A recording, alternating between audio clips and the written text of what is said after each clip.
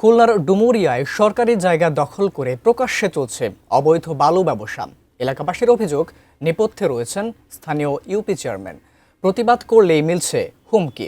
প্রশাসনও নীরব বলে অভিযোগ তাদের। খুলনা বিভাগীয় প্রতিনিধি মোহাম্মদ অসীমের পাঠানো তথ্য ও ছবিতে ডেস্ক রিপোর্ট।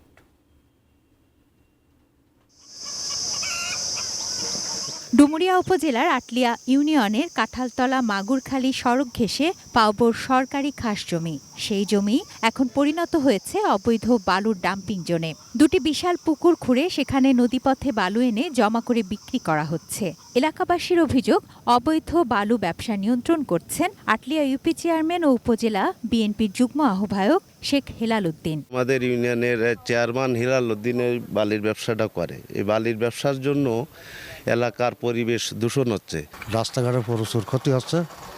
আপনার এই এলাকার লোকজনও টিকতে পারতেছে না। তাদের আরও অভিযোগ, ধুলাবালিতে ঢেকে যাচ্ছে আশপাশের ঘরবাড়ি, এমনকি শিক্ষা প্রতিষ্ঠানও।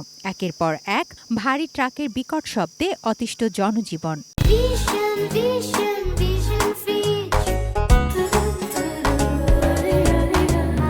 সবকিছুই চলছে প্রকাশ্যে। কেউ প্রতিবাদ করলেই পড়তে হচ্ছে হামলা মামলার হুমকিতে। ভয়তে অনেকে কথাবার্তা বলি না, এই জন্য বালি তোলাতে আমাকে অনেক ক্ষতি হচ্ছে। এডে 10 চাকার গাড়িতে রোডে ঢোকার কোনো প্রশ্নই আসে না। এলাকার প্রচুর ক্ষতি হচ্ছে। এই যে বাড়ি আশপাশ বাড়ি গদ্দরিরাও থাকতে পারে না।